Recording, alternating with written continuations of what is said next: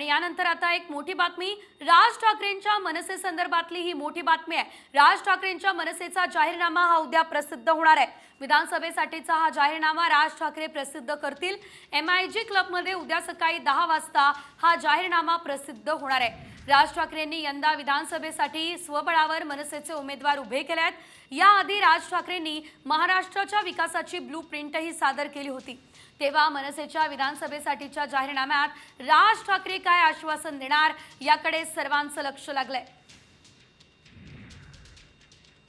मनसेच्या जाहीरनाम्यात नेमकं काय असू शकतं पाहूयात ग्राफिक्स मध्ये। मशिदीवरील भोंगे काढणार, रोजगारात मराठी तरुणांना प्राधान्य दिलं जाणार, महिला सुरक्षा प्रश्नांचा मुद्दा सुद्धा राज ठाकरे त्यांच्या जाहीरनाम्यात उचलू शकतात।